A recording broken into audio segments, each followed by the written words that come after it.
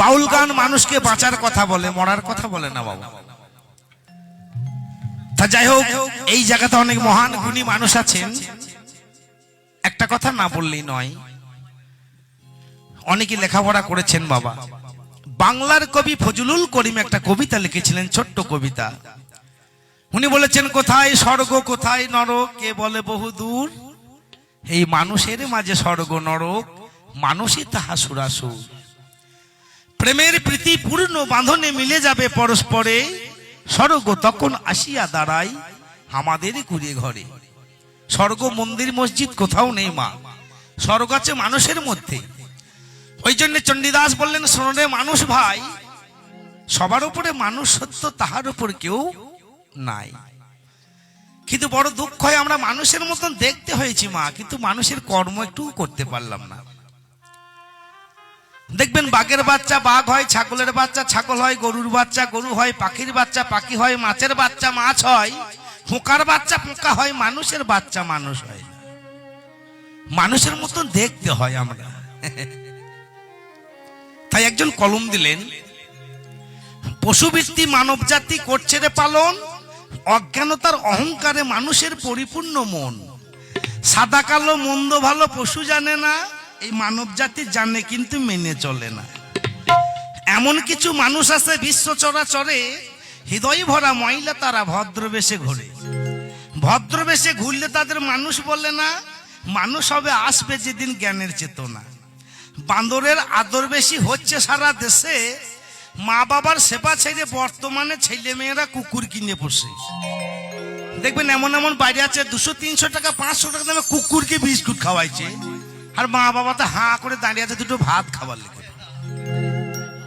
সৎ ব্যক্তি কাঙাল বেশে রাস্তায় রাস্তায় ঘোরে, অসৎ ব্যক্তি টাকার জোর দিনে দিনে বাড়ে।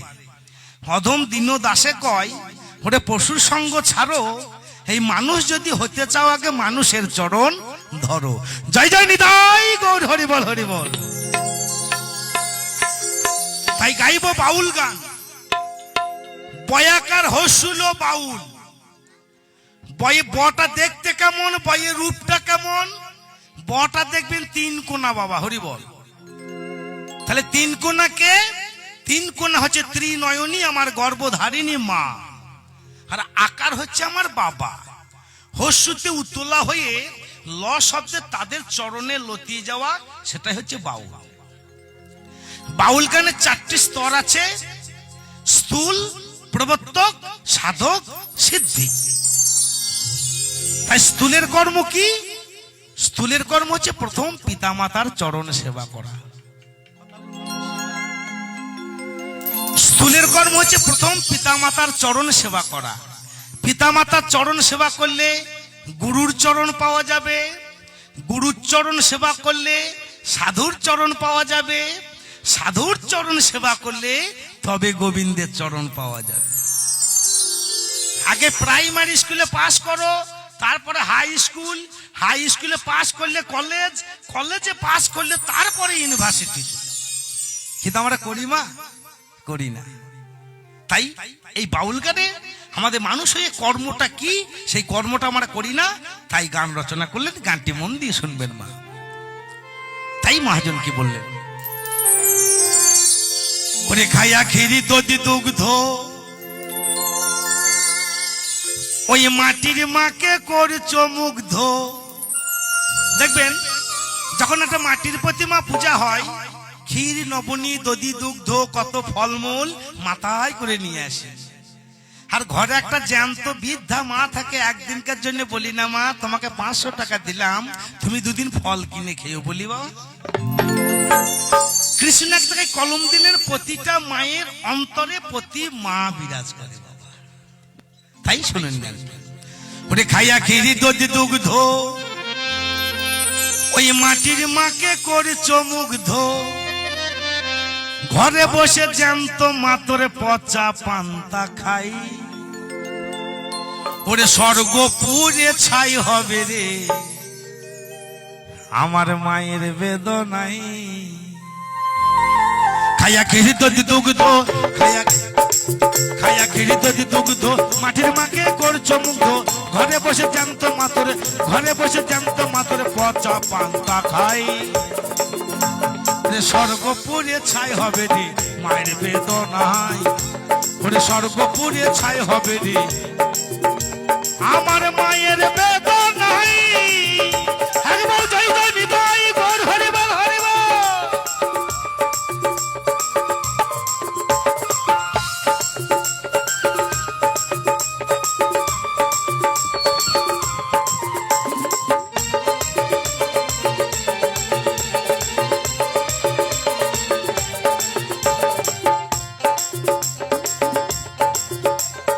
মায়ের গায়ে ছেঁড়া কাপড় কপালে কপালে ওরে খাপা ওরে মনামা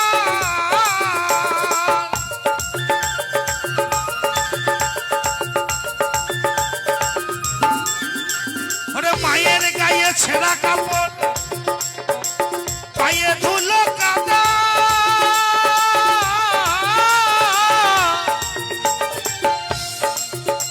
ওই দুর্গা পূজায় দিলি রে তুই ওরে 1000 টাকা চাঁদা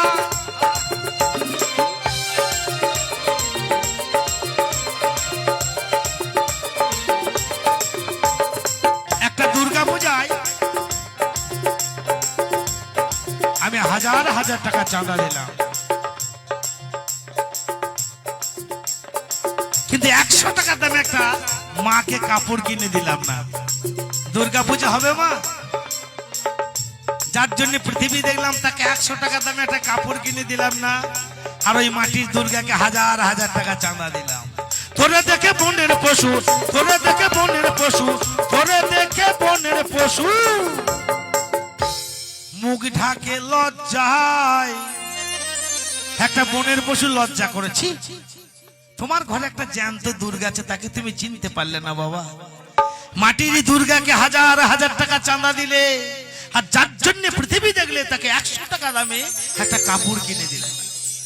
কিন্তু মা একটু লক্ষ্য করবেন যারা গুণী মানুষ যারা মহান ব্যক্তি ছিলেন সবাই মাতৃভক্ত।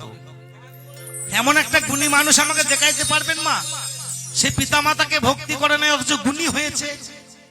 দেখাতে পারবেন না। আমার পরমহংসতে মাতৃভক্ত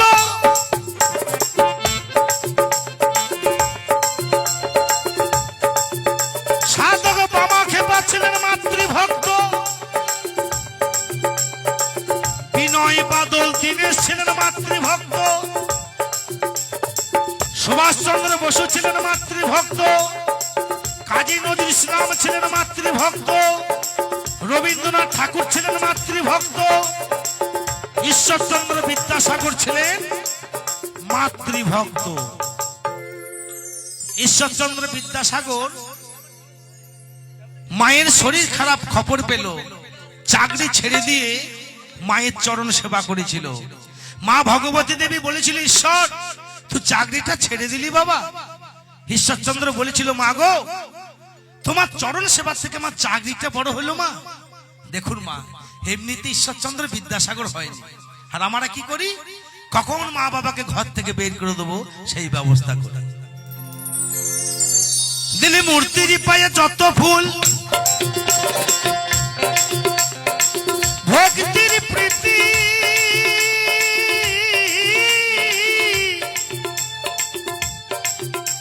আর 100 ভাগের 1 ভাগ যদি আমার মায়ের পায়ে দিতিস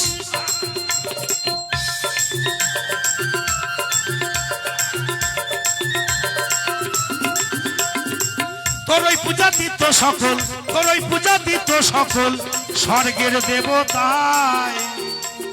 পিতা মাতার চরণ সেবা করুন পৃথিবী যে যত ভগবান আছে আপনার কাছে চলে আসবে মা ভগবানের কাছে যেতে হবে না। কেন জননী জন্মভূমিষ্ঠ স্বর্গাদপি গরিয়সী স্বর্গের থেকেও বড় হচ্ছে মা। পিতা স্বর্গ পিতা ধর্ম পিতা হি পরমাং তব পিতরি পিতিম্মা পণ্যে প্রিয়ন্তে সর্বদেবতা। ওদের তুল্য ভগবান কোথাও নেই মা কিন্তু আমরা করি না।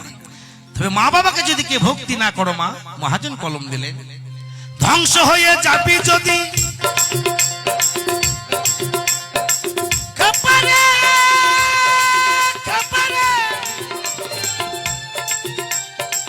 ওরে খাপা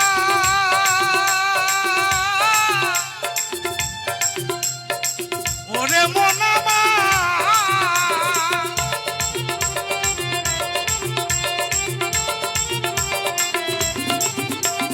ধ্বংস হয়ে যাবি যদি অভিশাপ দেয় মা,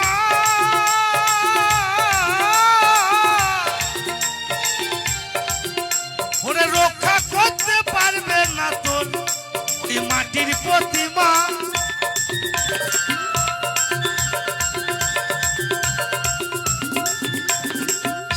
তাই নকুল বলে নকল ছেড়ে, তাই নকুল বলে নকল ছেড়ে ধরো জ্যান্ত মায়ের পাহাড়।